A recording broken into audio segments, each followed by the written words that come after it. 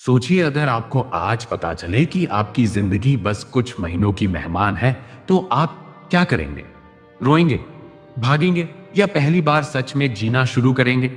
ये कहानी है एक ऐसे आदमी की जिसने पूरी जिंदगी जीने की तैयारी की, लेकिन जीना कभी शुरू ही नहीं किया, जब तक कि मौत ने दरवाजा खटखटाकर उसे जगा नहीं दिया। ये कहानी है एक साधारण से सरकारी कर्मचारी तंजी वतनाबे की, जिसकी जिंदगी इतनी शांत थी कि जैसे वो पहले से ही मर चुका हो। कंजी वतनाबे टोक्यो के एक पुराने सरकारी दफ्तर में पिछले 30 साल से काम कर रहे थे। उनका काम था फाइलों पर मुहर लगाना, बस मुहर लगाना। रोज वही कुर्सी, वही टेबल, वही चुप्पी, वही थका हुआ चेहरा। घर में भी कोई उनका इंतजार नहीं करता था, क्योंकि उनकी पत्नी कई साल पहले गुजर चुकी थी और उनका बेटा उनसे सिर्फ पैसों की उम्मीद करता था, प्यार की नहीं। एक दिन दफ्तर में बैठकर जब वो अपनी पुरानी फाइलें देख रहे थे, अचानक कैमरा जैसे उनकी आंखों में झांकता है और एक आवाज आती है, इस आदमी ने आज तक सच में एक दिन भी नहीं जिया। और यहीं से कहानी का असली दर्द शुरू होता है। एक दिन वतनाबे पेट दर्द की शिकायत लेकर डॉक्टर के पास जाते हैं। डॉक्टर मुस्कुराकर कहते हैं, कुछ खास नहीं, हल्का सा अल्सर है। लेकिन बाहर निकलते ही वो एक दूसरे मरीज को सुन लेते हैं जो उसी बीमारी के बारे में कह रहा होता है। डॉक्टर हमेशा कैंसर को अल्सर बताते हैं ताकि मरीज डर न जाए। वतनाबे के हाथ कांपने लगते हैं। रिपोर्ट देखते ही उन्हें समझ आ जाता है उनके पास अब बहुत कम समय बचा है। उस रात वो घर लौटते हैं, लेकिन पहली बार घर उन्हें अपना नहीं लगता।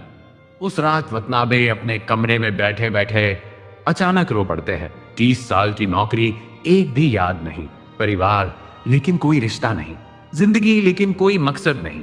वो धीरे से खुद से कहते हैं, मैंने अब तक किया ही क्या है? और उसी पल उनके अंदर कुछ टूट जाता है। अगले दिन वो दफ्तर नहीं जाते। पहली बार वो अपनी कुर्सी खाली छोड़ देते हैं। वो शहर की भीड़ में निकल पड़ते हैं, जैसे कोई खोया हुआ बच्चा रास्ता ढूंढ रहा हो। एक अजनबी लेखक उनसे मिलता है और कहता है, चलो आज तुम्हें जीना सिखाता हूं। दोनों रात भर शराब पीते हैं, नाचते हैं, गाते हैं, महंगे क्लबों में जाते हैं। लेकिन अचानक गाने के बीच वतनाबे की आंखें भर आती है। वो धीमी आवाज में कहते हैं, यह सब बहुत देर से हो रहा है। और कैमरा उनके अकेले चेहरे पर ठहर जाता है। पहला ट्विस्ट यही है, उन्हें समझ आता है कि मजे करना जीना नहीं होता। अगले दिन वो अपनी पुरानी ऑफिस की एक लड़की टोयो से मिलते हैं, जिसने नौकरी छोड़ दी थी। टोयो हंसती रहती है, खिलखिलाती रहती है, जैसे जिंदगी उसके अंदर दौड़ रही हो। वतनाबे उससे पूछते हैं, तुम इतनी खुश कैसे रहती हो? टोयो मुस्कुराकर जवाब देती है, क्योंकि मैं कुछ बनाती हूँ बच्चों के लिए खिलौने। जब वो मुस्कुराते हैं तो लगता है मैं जिंदा हूँ। यही वो पल था जिसने वतनाबे की पूरी सोच बदल दी। उन्हें पहली बार समझ आता है, जीना मतलब किसी और की मुस्कान बनना। उसी समय उन्हें याद आता है कि कुछ महीनों पहले कुछ औरतें उनके ऑफिस आई थी, जो अपने इलाके में गंदे नाले की जगह बच्चों के लिए पार्क बनवाना चाहती थी। लेकिन उनकी फाइल बस एक टेबल से दूसरी टेबल घूमती रही, किसी ने ध्यान नहीं दिया। अचानक वतनाबे तय करते हैं, यही मेरा काम होगा, यही मेरी आखिरी लड़ाई होगी। अब शुरू होती है असली जंग।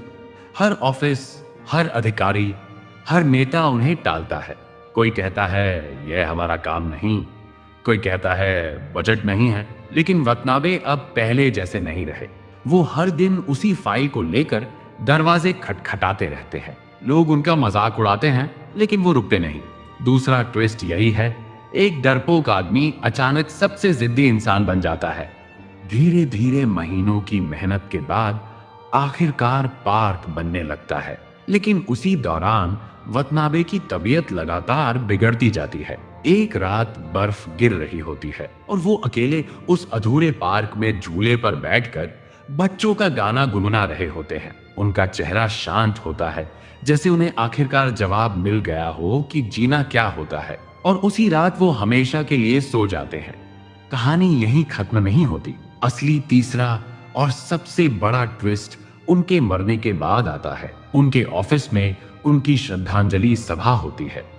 सारे अधिकारी पहले तो दावा करते हैं कि पार्क उन्होंने बनवाया था। कोई कहता है यह मेरी योजना थी, कोई कहता है मैंने फाइल आगे बढ़ाई थी। लेकिन तभी एक कर्मचारी खड़ा होकर कहता है, सच यह है, अगर वतनाबे नहीं होते तो यह पार्क कभी नहीं बनता। अचानक सब चुप हो जाते हैं। फिर एक एक करके सबको याद आने लगता है कि कैसे एक कमजोर सा आदमी हर दरवाजे पर जाता था, हर बार मना होने पर भी मुस्कुराकर फिर कोशिश करता था, और आखिर में सब समझ जाते हैं कि असली हिम्मत क्या होती है। लेकिन दुख की बात यह है कि अगले ही दिन वही लोग फिर अपनी पुरानी आदतों में लौट जाते हैं। सिर्फ एक कर्मचारी चुपचाप वतनाबे की कुर्सी को देखता रहता है, जैसे उसने सच में कुछ सीख लिया हो। आखिरी दृश्य में वही पार्क दिखता है, बच्चे झूलों पर खेल रहे होते हैं, हंसी गूंज रही होती है और बर्फ धीरे धीरे गिर रही होती है। कैमरा आसमान की तरफ उठता है और ऐसा लगता है जैसे वतनाबे पहली बार सच में मुस्कुरा रहे हों, क्योंकि उन्होंने मरने से पहले जीना सीख लिया था। इस कहानी का सबसे बड़ा सच यही है, हम सब सोचते हैं कि हमारे पास बहुत समय है, लेकिन असल में हमारे पास सिर्फ आज है। वतनाबे ने 30 साल खो दिए, लेकिन आखिरी कुछ महीनों में ऐसी जिंदगी जी ली जो अमर हो गई। सवाल अब ये नहीं है कि वतनाबे ने क्या किया, सवाल ये है कि हम क्या कर रहे हैं, क्योंकि कभी कभी जीने के लिए पूरी जिंदगी नहीं, सिर्फ एक सही फैसला ही काफी होता है।